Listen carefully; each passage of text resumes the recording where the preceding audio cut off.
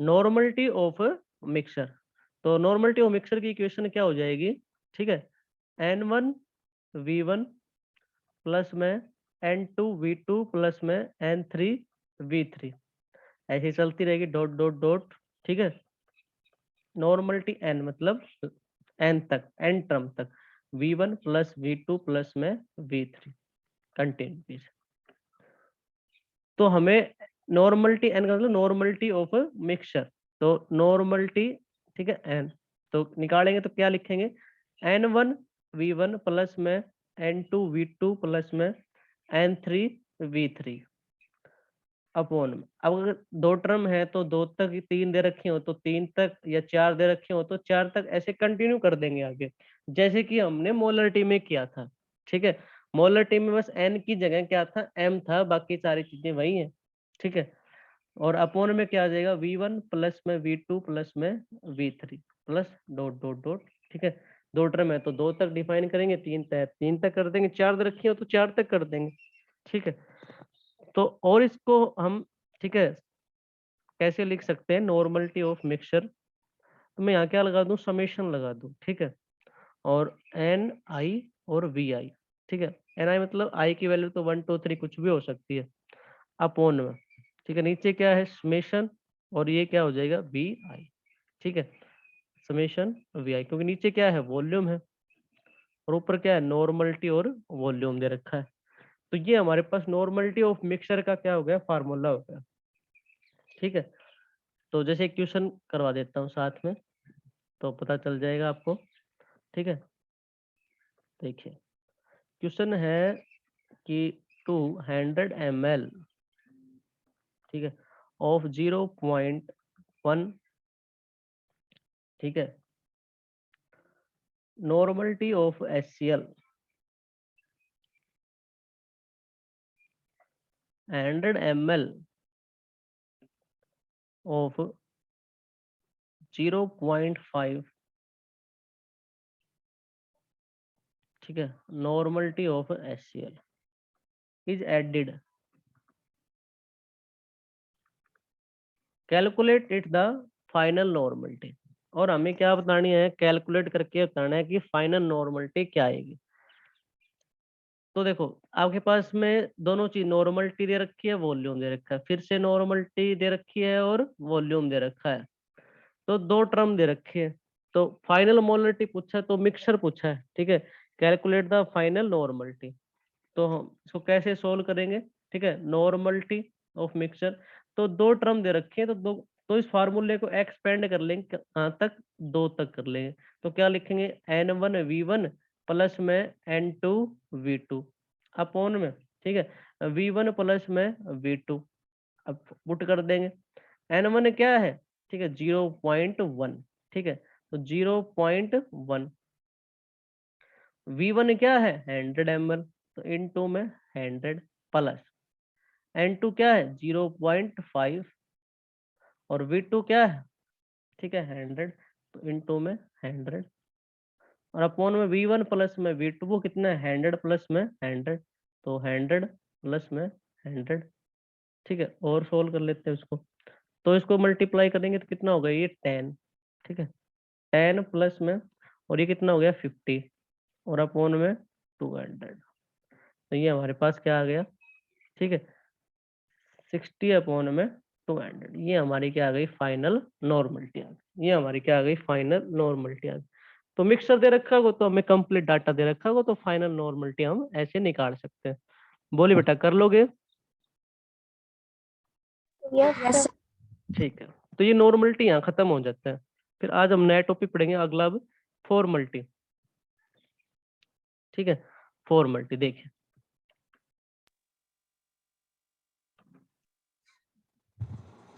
Formality, yes sir. Formality क्या होता है, the number of 4 mole of solute, ठीक है, द नंबर ऑफ, मैं यहाँ एक वर्ड लगा रहा हूँ क्या, 4, क्योंकि अगर 4 नहीं लगाएंगे तो फॉर्मलिटी और मोलरिटी जो पढ़ी थी, मोलरिटी आपने, उसकी डेफिनेशन में कोई अंतर नहीं रह जाएगा। तो उस डिफरेंस को क्रिएट करने के लिए ठीक है, मैं यहाँ पर एक वर्ड यूज कर दिया 4 मोल ऑफ सोल्यूट। ठीक है, क्योंकि मोलरिटी भी क्या होती है, number of moles of solute in per litre volume of the solution, per litre volume of the solution. अगर ये 4 ना लगाऊं तो ये किसकी डेफिनेशन हो जाएगी, मोलरिटी की हो जाएगी। तो फिर इसमें डिफरेंस क्या है, तो यहाँ मैंने एक वर्ड यूज कर दिया 4। ठीक है, अच्छा इस 4 का मतलब समझ लेंगे हम क्या होता है। तो फॉर्मलिटी जो है, ठीक है बेटा, फॉर्मलिटी, तो उसको हमने कैसे डिफाइन किया। फॉर्मलिटी को पहली बात तो हम कैपिटल एफ से लिखेंगे। ठीक है, और ये क्या क्या है हमारे पास, 4 mole of solute, 4 mole of solute upon में, ठीक है, वॉल्यूम ऑफ सॉल्यूशन किसमें, लीटर में। ठीक है, volume of solution in litre. तो इसको मैं कैसे डिफाइन करूंगा कि यहाँ मैं लिखूंगा एफ, ठीक है, 4, एफ का मतलब क्या है 4, और एन लगा दिया, एन का मतलब क्या है, नंबर ऑफ मोल्स।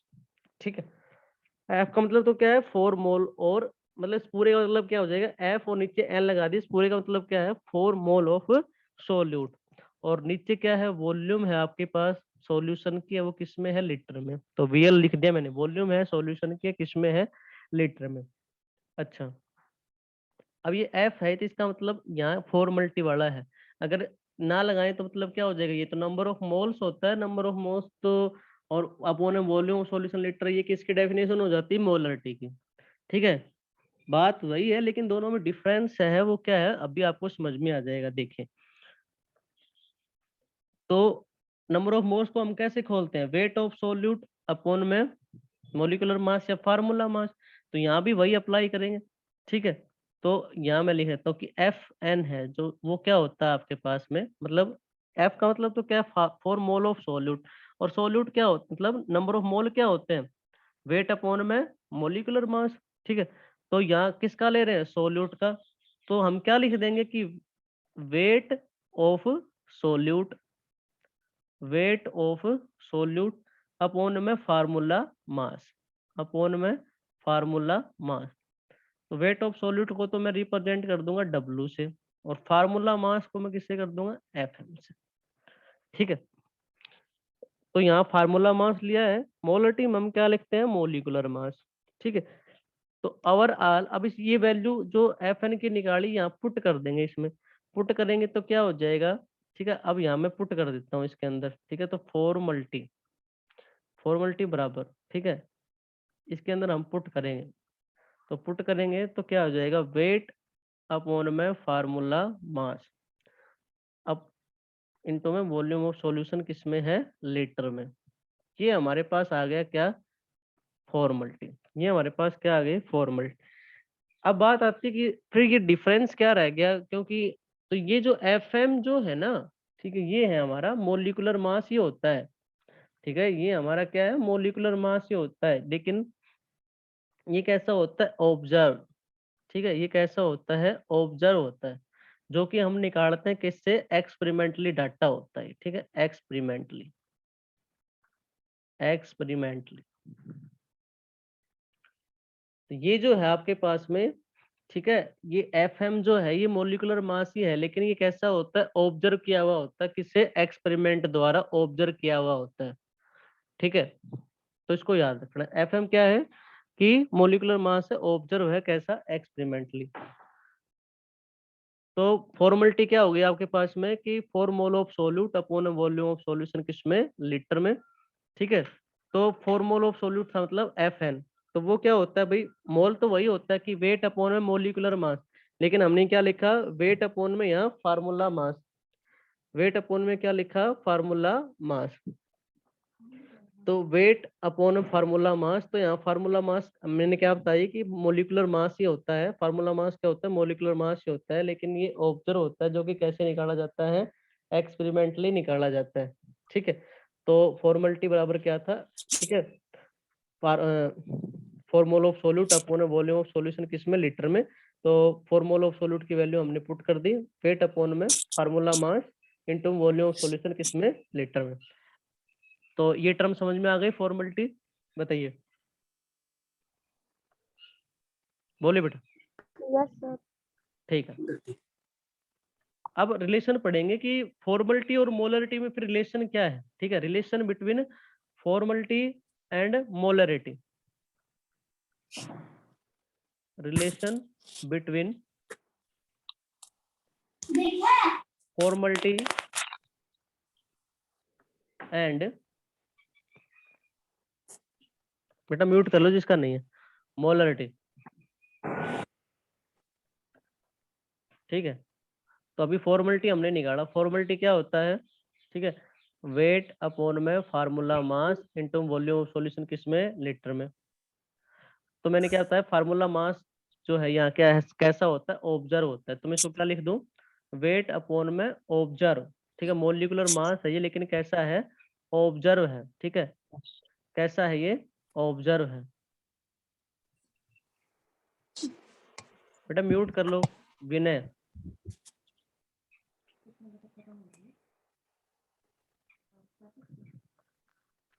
ठीक है, weight upon molecular mass observe upon volume of solution किसमें, लीटर में। तो मैंने यहाँ फार्मूला मास को ही लिखा है, क्योंकि मैंने क्या बताया था, फार्मूला मास क्या होता है, मोलिकुलर मास ही होता है, लेकिन कैसा होता है, ऑब्जर्व। तो मैंने यहाँ लिख दिया ये मोलिकुलर मास है, ठीक है, लेकिन कैसा है, ऑब्जर्व। ओबी का मतलब क्या है, ये ऑब्जर्व। ठीक है, तो ये हो गया। मोलरिटी में हमने क्या पढ़ा था, मोलरिटी में हमने पढ़ा था वेट अपॉन में, ठीक है, मोलिकुलर मास। ठीक है समीर, बेटा एक बार कहने समझ में नहीं आता तुम्हें। ठीक है, वेट अपॉन में मोलिकुलर मास, ये कैसा होता है, थ्योरेटिकल। ठीक है, ये कैसा होता है, थ्योरेटिकल। और इनटू वॉल्यूम ऑफ सॉल्यूशन किस पे है, लीटर में। ठीक है, तो वेट अपॉन में molecular mass into volume of solution किस में, लीटर में। तो ये जो मोलिकुलर जो मास होता है, ये कैसा होता है, थ्योरेटिकल होता है। थ्योरेटिकल मतलब आप निकालते हो इसको, जैसे कि मान लो मैं मोलिकुलर मास, एमटी का मतलब क्या है, मोलिकुलर मास थ्योरेटिकल है। ठीक है, थ्योरेटिकल का मतलब क्या हुआ कि जैसे एग्जांपल NaCl। ठीक है, NaCl का आप कैसे निकालते हो भाई, आपको पता है सोडियम का मास कितना होता है, 23। ठीक है, क्लोरीन कितना होता है, 35.5। तो टोटल कितना आ जाता है, 55 पॉइंट, सॉरी 58.5। ठीक है, तो ये जो आप निकालते हैं कैसा होता है, थ्योरेटिकली। और ऑब्जर्व में कैसा होता है, एक्सपेरिमेंट के द्वारा निकाला जाता है, तो वो कैसा होता है, ऑब्जर्व। तो मोलरिटी में हमने क्या पढ़ा था, weight upon molecular mass upon volume of solution किसमें, लीटर में। लेकिन यहाँ जो मोलिकुलर मास होता है वो कैसा होता है, थ्योरेटिकल होता है, इसलिए मैंने इसकी पहचान के लिए यहाँ पे क्या लिख दिया, टी, और ऊपर वाले में क्या लिख दिया, ओबी, मतलब वो कैसा होता है, ऑब्जर्व। अब दोनों का क्या निकाल लो, रेशियो।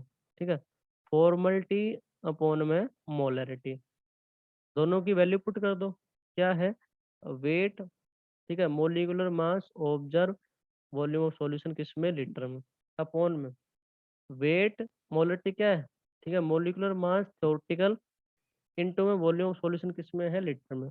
अब देखिए,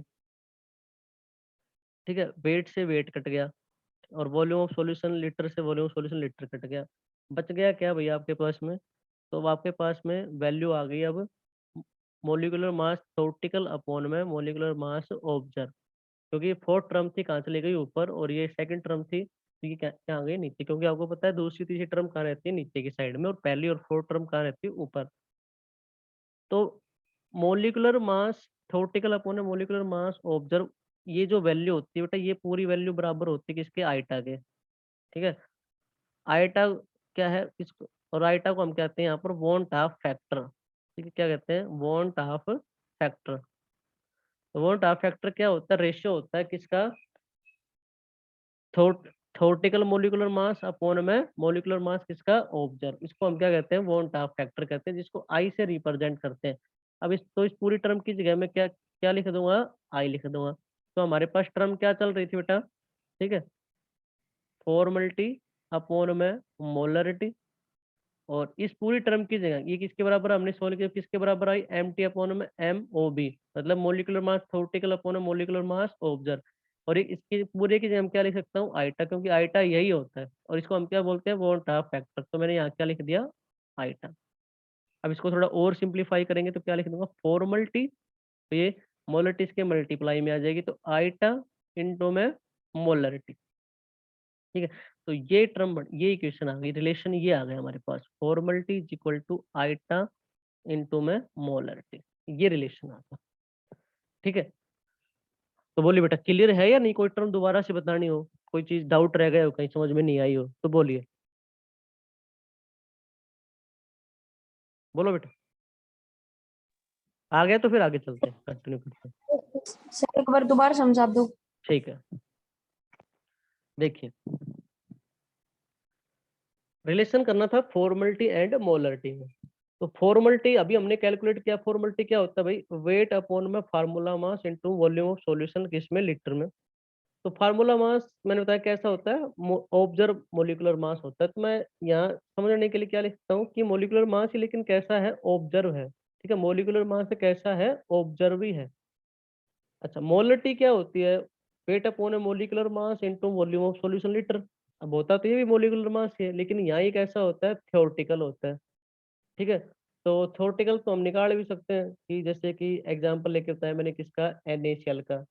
NaCl का कैसे निकालते हो भाई, Na का, सोडियम का मास 23 होता है, क्लोरीन का 35.5, तो 58.5। ऐसे हम जो मास निकालते हैं, मतलब मोलिकुलर मास निकालते हैं, कैसा होता है, थ्योरेटिकल होता है। और ऑब्जर्व होता है वो एक्सपेरिमेंट के द्वारा आता है। ठीक है, एक्सपेरिमेंटली डाटा होता है, वो एक्सपेरिमेंट से निकालते हैं। अब हम इनका क्या कर दो, रेशियो निकाल लो। ठीक है, तो फॉर्मलिटी अपॉन में मोलरिटी, फॉर्मल फॉर्मलिटी की वैल्यू पुट कर दो और अपॉन में मोलरिटी की पुट कर दी हमने, तो हमने क्या देखा कि भाई वेट से तो वेट कट गया और वॉल्यूम से वॉल्यूम कट गई। जो टर्म बची, दो टर्म बच गई, फिर क्या, मोलिकुलर मास थ्योरेटिकल जो फोर्थ टर्म थी, और molecular mass observe second term थी। तो आपको पता है फोर्थ टर्म तो कहाँ आ जाएगी, ऊपर की साइड में आ जाएगी। तो ये क्या हो गया हमारे पास, molecular mass theoretical upon molecular mass observe. ठीक है, और ये जो टर्म है, ये रेशियो जो होता है थ्योरेटिकल अपॉन में ऑब्जर्व वाला मास का, ये किसके बराबर होता है, आइटा। आइटा मतलब ये किसको कहते हैं, आइटा किसको कहते हैं, हम वॉन्ट ऑफ फैक्टर को कहते हैं। किसको कहते हैं, वॉन्ट ऑफ फैक्टर को कहते हैं।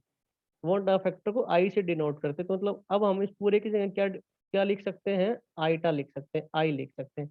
तो फॉर्मलिटी अपॉन में मोलरिटी इज इक्वल टू आइटा कह दो आई। ठीक है, तो ये आपके पास में क्या हो जाएगा, अब ये मोलरिटी है, एक साथ मल्टीप्लाई में आ जाएगी, क्योंकि यहाँ डिवाइड में है तो यहाँ मल्टीप्लाई में आ जाएगी। तो फॉर्मलिटी बराबर क्या आ गया, आइटा इंटू में मोलरिटी। तो ये रिलेशन आ गया हमारे पास फॉर्मलिटी और मोलरिटी में, फॉर्मलिटी इज इक्वल टू आइटा इंटू में मोलरिटी। बोलिए बेटा।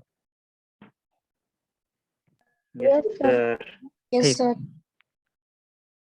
नेक्स्ट देखिए, अगली टर्म है पार्ट्स पर मिलियन। पार्ट्स पर मिलियन। ठीक है, दोनों टर्म में पढ़ेंगे। ठीक है, वेट बाय वॉल्यूम, और ठीक है, और वॉल्यूम बाय वॉल्यूम। तो पीपीएम, इसको शॉर्ट फॉर्म में हम लिख देते हैं पीपीएम। पी पार्ट्स पर मिलियन, वेट बाय वॉल्यूम की टर्म में पढ़ेंगे, और दूसरी किसकी टर्म में पढ़ेंगे इसको, ठीक है, पार्ट्स पर मिलियन, वॉल्यूम बाय वॉल्यूम। ठीक है, ये तो this concentration term is use only in case of very very dilute solution. जब सॉल्यूशन को कैसा करना हो, बहुत ज्यादा डाइल्यूटेड होता है आपके पास में, उसके लिए टर्म यूज की जाती है। तो this concentration term, this concentration term is use only in case of very dilute solution, very very dilute solution. जब सॉल्यूशन कैसा हो आपके पास में, बहुत ही ज्यादा डाइल्यूटेड होता है, तो इस टर्म को यूज किया जाता है। पर मिलियन का मतलब क्या होता है, पर मिलियन का मतलब होता है 10⁻�6। ठीक है, पर मिलियन का मतलब क्या होता है, 10⁻6, मतलब 10 लाख के बराबर। ठीक है, तो पार्ट्स पर मिलियन बाई, ठीक है, वेट बाई वॉल्यूम के टर्म में, मतलब मास बाई वॉल्यूम के टर्म में। तो पार्ट्स पर मिलियन, ठीक है, मास बाई वॉल्यूम के टर्म में पढ़ेंगे। तो ऊपर तो क्या है, वेट है। ठीक है, तो क्या लिखेंगे, वेट ऑफ सोल्यूट होता है, वो किस में आएगा, ग्राम में, क्योंकि वेट है तो वो किस में आएगा, ग्राम में। और नीचे क्या है, वॉल्यूम है, ठीक है, सॉल्यूशन की है वो किस में आएगी, ml में। Volume of solution in ml, और मिलियन है तो इंटू में 10⁻⁶। ठीक है, मिलियन है तो 10⁻⁶। देखो, आपने मास बाय वॉल्यूम परसेंटेज पढ़ा था, ठीक है, उसमें क्या था, यही चीज थी। ऊपर वेट था सॉल्यूट का ग्राम में, नीचे वॉल्यूम थी सॉल्यूशन की ml में। परसेंटेज था तो क्या किया था आपने, 10⁻⁶ की जगह कितना कर दिया था, 100 लगा दिया था। 10⁻⁶ की जगह कितना कर दिया था, 100 लिख दिया था। लेकिन अब पार्ट्स पर मिलियन है तो आपको परसेंटेज की जगह यहाँ क्या कर दोगे, मिलियन लगा दोगे, कितना कर दोगे, 10⁻⁶ लिख दोगे। और कोई डिफरेंस नहीं है, ठीक है, यही डिफरेंस है बस। ठीक है, तो बाकी डाटा वही है। ठीक है, तो ऊपर मतलब वेट है तो वेट तो सोल्यूट का है, वो किस में, ग्राम में। नीचे वॉल्यूम है सॉल्यूशन की है, किस में आएगी, ml में आएगी। और मिलियन का मतलब क्या है, 10⁻⁶। ठीक है, तो ये हमारा फार्मूला। अब दूसरा पढ़ लेंगे, ठीक है, पार्ट्स पर मिलियन। ठीक है, वॉल्यूम बाय वॉल्यूम, पार्ट्स पर मिलियन। ठीक है, वॉल्यूम बाय वॉल्यूम के केस में देख लो, तो आपकी बार दोनों ही वॉल्यूम है तो ऊपर भी सोल्यूट भी, वो भी किस में आएगा, ml में। वॉल्यूम है वो भी किस में आएगी, ml में आ जाएगी। तो वॉल्यूम है, ठीक है, सोल्यूट की, ठीक है, volume of solute in ml upon में, ठीक है, वॉल्यूम है, volume of solution in ml। और मिलियन के लिए करें तो कितना आ जाएगा, 10⁻⁶। कितना आ जाएगा, 10⁻⁶। तो ये किसमें हो गया, volume by volume. Volume of solute भी किसमें, ml में, और वॉल्यूम ऑफ सॉल्यूशन भी किसमें, ml में, और इनटू में 10⁻⁶। बोलिए, दोनों टर्म क्लियर हुई या नहीं हुई, बोलो बेटा। Yes, Yes, sir. sir. ठीक है, Yes, sir.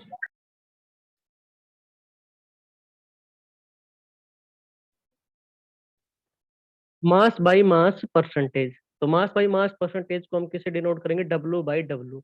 मतलब सोल्यूट भी आपके पास में ग्राम में, और वॉल्यूम भी आप, सॉल्यूशन जो है वो भी आपके पास में किसमें होगी, ग्राम में। ठीक है, तो W/W, तो it is the weight of the solute in gram present पर 100 ग्राम ऑफ द सॉल्यूशन। तो वेट बाय वेट, ठीक है, या मास बाय मास कह दो। ठीक है, तो weight of solute gram upon weight of solution gram, और परसेंटेज निकालने तो इनटू में क्या कर देंगे, 100। तो ये क्या हो जाएगा हमारा, मास बाय मास परसेंटेज। बोलो बेटा, कर लोगे। Yes, Yes, sir. sir. ठीक, Yes, sir. अब आपका टॉपिक है अगला, मोल फ्रैक्शन। बेटा ध्यान से देखना, मोल फ्रैक्शन जो है वो इम्पोर्टेंट है। ठीक है, mole fraction,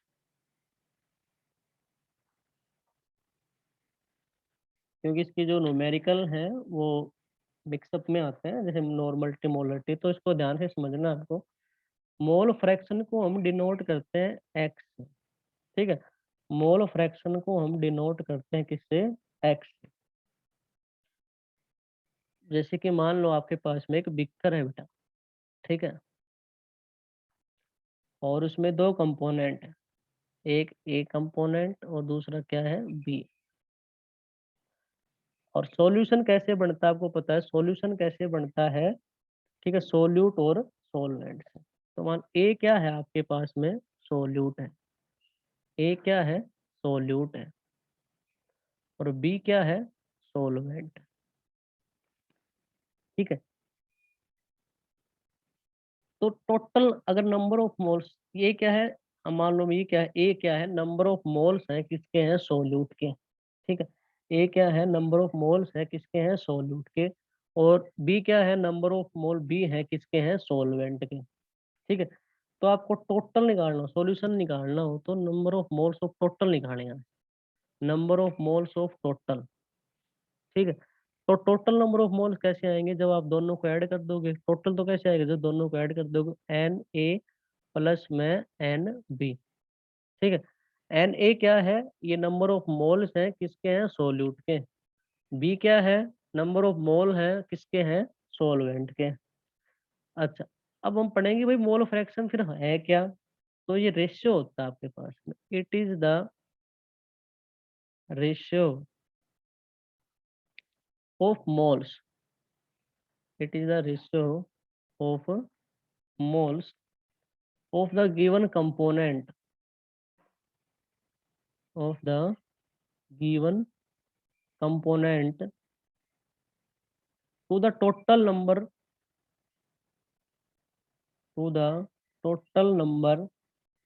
of moles in the solution. ठीक है, in the solution. अब जैसे कि मान लो मेरे को मोल फ्रैक्शन निकालने हो किसके, सोल्यूट के, mole fraction of solute, mole fraction निकालने हो किसके, सोल्यूट के निकालने हो, तो हम क्या करेंगे, मोल फ्रैक्शन को किसे डिनोट करते हैं, एक्स से, और सोल्यूट के लिए हमने क्या मान रखा है, ए, तो मेरे को क्या निकालना है, मोल फ्रैक्शन निकालना है किसका, सोल्यूट का, तो एक्स ए। ठीक है, निकालेंगे कैसे, अब आप देखो डेफिनेशन देखो, it is the ratio of moles of the given component, मतलब जिसका आप निकालना चाहते हो, ठीक है, वो टर्म तो क्या रहेगी ऊपर, और अपॉन में to the total number of mole on the solution, और नीचे क्या जाएगा आपके पास में, टोटल।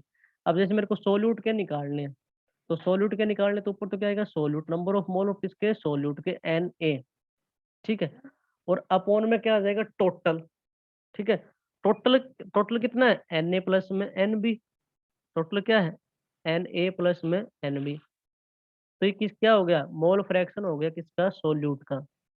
अब मान लो मेरे को निकालना हो किसका, सोलवेंट का, तो इसको मान लो मैं इक्वेशन देता हूँ फर्स्ट, ठीक है, अगर इसी तरह मेरे को क्या निकालना पड़े कि मोल फ्रैक्शन ऑफ किसके निकालना पड़े, सोलवेंट का निकालना पड़े, मोल फ्रैक्शन ऑफ सोलवेंट, बेटा मोल फ्रैक्शन ऑफ सोलवेंट कैसे निकालूंगा मैं, तो सोलवेंट के लिए मैंने क्या मान रखा है, बी, तो मैं क्या लिखूंगा, एक्स बी, जिसका निकालना वो टर्म तो ऊपर रहती है, अब मान लो सोलवेंट का निकालना तो मैं क्या लिखूंगा, एन बी, और अपॉन में नीचे तो क्या आएगा, टोटल, टोटल क्या है, एन ए प्लस में एन बी, और इसको मैंने क्या मान लिया, equation number second.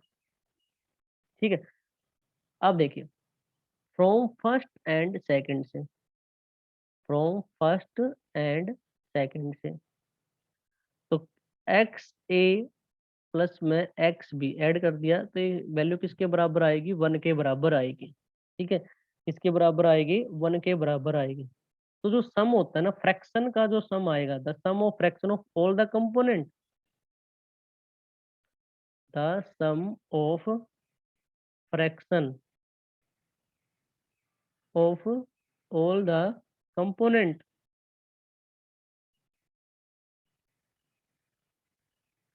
Of a solution is equal to 1, वो हमेशा कितना आएगा, 1, 1 से ज्यादा कभी नहीं आएगा, वो हमेशा कितना आएगा, 1 आएगा। जो फ्रैक्शन का जो सम आएगा ना सॉल्यूशन के कंपोनेंट का सभी का, वो हमेशा कितना आएगा, 1 आएगा। जैसे कि आपने लिख के देखा है, एक्स ए प्लस एक्स बी को जोड़ा, तो यहाँ से भी आपने कैलकुलेट किया तो कितना आया, 1। तो इससे फायदा क्या होता है कि मान लो क्वेश्चन में आपको एक के नंबर ऑफ मोल्स पता है और दूसरे के निकालना हो, तो आप उसमें से 1 में से क्या कर दो, डिवाइड कर दो। ठीक है, जैसे कि एक्स बी के निकालना हो, एक्स बी निकालना हो तो क्या करोगे आप, ठीक है, 1 में से क्या घटा दोगे, अगर एक्स ए के गिवन है तो 1 माइनस एक्स ए किसके आ जाएंगे, एक्स बी के आ जाएंगे। तो मान लो एक्स ए के निकाल लो, एक्स बी दे रखा हो तो क्या करोगे, 1 माइनस एक्स बी, ठीक है, 1 माइनस एक्स बी, तो ये है। तो मोल फ्रैक्शन क्या है कि आपका जिसका नंबर ऑफ मोल निकालने, वो टर्म तो हमेशा ऊपर लिखी जाएगी, और नीचे क्या आएगा, जो जिसका भी सॉल्यूशन दे रखा है उसका क्या आएगा, टोटल। जैसे सोल्यूट का निकाला हमने, तो सोल्यूट का निकाला तो सोल्यूट वाले को ऊपर लिख दिया, नीचे क्या लिख दिया, टोटल। सोलवेंट का निकालना चाहा तो ऊपर सोलवेंट लिख दिया, नीचे क्या लिख दिया, टोटल। बस वैसे तो ये यही क्लियर हो जाता है, लेकिन अब मान लो टोटल पूछे तो हमेशा ये बात याद रखने की है, इम्पोर्टेंट है कि जो फ्रैक्शन का जो कंपोनेंट सॉल्यूशन के अंदर जो कंपोनेंट है, उनके जो सम आएगा, फ्रैक्शन का जो सम आएगा वो हमेशा 1 आएगा। मान लो एक क्वेश्चन के अंदर मान लो किसी क्वेश्चन के अंदर आपको एक के नंबर ऑफ मोल दे रखा हो, तो दूसरे के आप निकाल सकते हो, क्या करोगे, 1 में से माइनस कर दो, ठीक है, उसके क्या आ जाएंगे, नंबर ऑफ मोल्स आ जाएंगे। तो बोलिए बेटा, मोल फ्रैक्शन वाली टर्म क्लियर हुई या नहीं हुई, बोलो। Yes Yes, sir. ठीक है, यस सर।